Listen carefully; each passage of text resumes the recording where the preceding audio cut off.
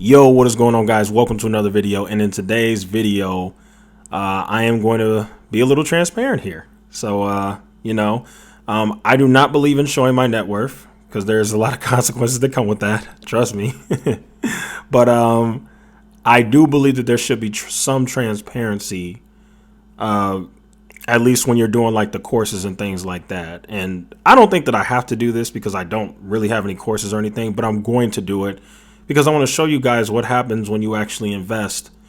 Not necessarily safely, but what I would argue is the correct way to invest. You know, you manage your risk, you allocate your money to index funds and the best companies in the world, and you don't pile all the money you have into SoFi, Tattooed Chef, The Honest Company, and Shift Technologies. And so what I'm going to do is I am going to show you guys my portfolio returns. Now, for some reason, I don't know why, but maybe it's because I added more money. But in some of my portfolios, it shows that I'm up like way more than I should. Like it shows that I'm like overly beating the market. And I think it's because I added more money in there. So I'm not going to show you guys that. But the portfolios where the percentages came out, I will show you that. OK, so let's go ahead and get right into this video. Let's go ahead and do it. Let's go. So in my Roth IRA, I am down 13% year to date. Now, here's where the context matters. And this is what I always say. Thankfully, Fidelity shows you. So you can see here, the S&P 500 index is down 12.9%.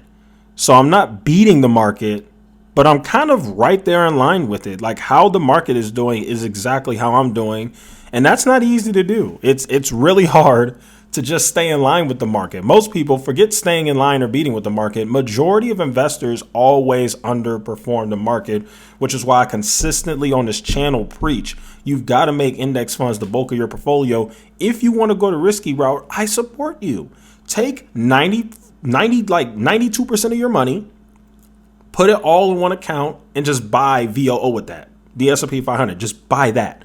And then take the other 8% and put in another portfolio and then start to buy the risky stuff like SoFi, DraftKings and all that. And the reason why is because on days like this or times like this, because the market doesn't always go up. Sometimes you get bear markets. Sometimes you get times when the market is down. And so in times when the market is down, where literally everybody is down because the market's down, you're only down 13% in the portfolio that has all your wealth. In the portfolio that has a tiny percentage of your wealth, even though you're down 40-50%, you can handle those drops because the majority of your money is in safety. You see what I'm saying? And that's the part that these YouTubers never tell you, but I will, because I want to see you guys prosper and win, not lose. Here's the second part to that. In the index fund portfolio, you're pretty much guaranteed to make money in that portfolio in the long term if you just hold, even though the S&P 500 is down 12.9% right now, and my Roth IRA is down 13%. I know that because of what I hold in that portfolio, it will go up. And eventually that minus 13% will turn into plus 13%. You can't always say the same thing about your risky portfolio. And I've said this many times. A lot of those risky stocks that were in a bubble and went to the freaking moon in 2021 are never coming back because they should have never became public in the first place, because a lot of them are just bad companies. Okay, moving on. I don't want to rant too much. So you guys got that. So here's the key. You see, I'm only down 13% of my Roth IRA. Now, even though I'm not beating the S&P 500, I am beating the Dow Jones. And I think that's something to take notice of and look at, right? So I am beating the Dow Jones. You can see that right there. And I am also beating the NASDAQ. This is the key. I actually shape my portfolio on the NASDAQ more so than the S&P 500. I'm going to tell you guys why. Because even though I'm not a full tech investor, like I believe in just owning the best companies in the world, I do mostly hold tech, right? I do mostly hold tech in my portfolio. That's what I like to invest in. I like to buy tech, right? So you can see here that I am clearly beating the NASDAQ. Like I am destroying the NASDAQ. My portfolio is only down 13%.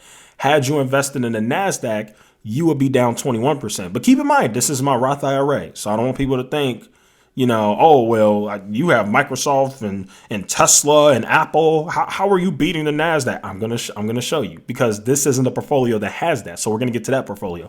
But this portfolio only has index funds. It has index funds, has like one other stock in there.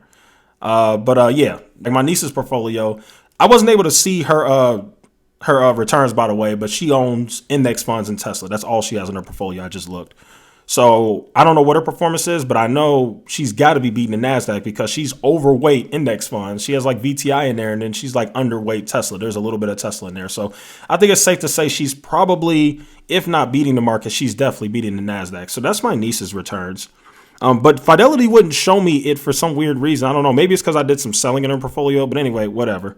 I'm showing you guys the ones that Fidelity showed me, right? I'm just giving you guys complete transparency. So this Roth IRA is beating the NASDAQ, right? So there you go. Like I said, never said I was a genius.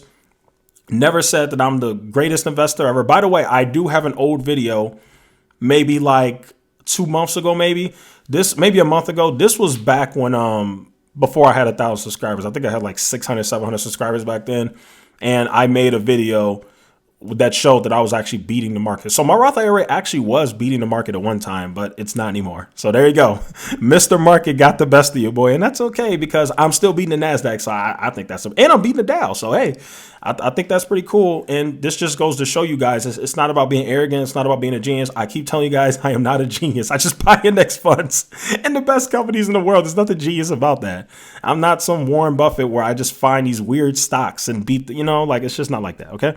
Now, let me show you guys my more risky portfolio.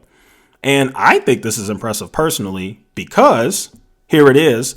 I am only down 21% year to date. Now, obviously, you guys can tell by the interface, this is Webull. So I am down 21% year to date. But as you can see here, Webull is actually matching me up with the NASDAQ. You can see that right there. The NASDAQ is down 21%. And so I think it's impressive that this portfolio is mostly tech. This portfolio has index fund, makes up like 50-60% of the portfolio. This is actually my more risky portfolio. And so it's got that. This portfolio has a tiny bit of the risky stuff like DraftKings, SoFi. It has Disney in there. I've got MGM in here. I've got Apple in here. I've got Microsoft in here. But overall, this portfolio is still actually competing with the NASDAQ. And I honestly think that that's pretty impressive. So we're going to go to my Yahoo Finance here. And if we just go ahead and we, matter of fact, let me put my screen record on as we look at that. So you guys can see my portfolio in Webull, one of my individual portfolios is down 21%, right? So here we go. If we look at the NASDAQ year to date is down 21%. I think that's impressive. I've kept up with the overall tech sector. Very few people have done that. And I guarantee your favorite YouTuber probably hasn't done that either. Most YouTubers, I can guarantee you, they probably won't ever show their year-to-date returns because they know they're going to get clobbered in the freaking comments by their fans. But I'm willing to set the narrative. Let's do it. I'm going to show you guys what happens when you buy the good stuff and what happens when you practice risk management. So you see the NASDAQ is only down 21%. If we go over here to QQQ, the QQQ is down 21% as well. But here's the key I want to show you guys.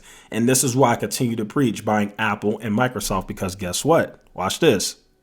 Microsoft is outperforming the NASDAQ. Yes, that's what I keep trying to tell you guys. Owning good companies that are bringing in insane amounts of cash flow are freaking gonna save your portfolio. Honestly, like it's times like these where I almost wish, let me go show you guys Apple. It's time like these where I dang near wish I just had a portfolio of just Apple and Microsoft, really, because they're look at this. Apple is outperforming the S&P 500. And people get mad at me.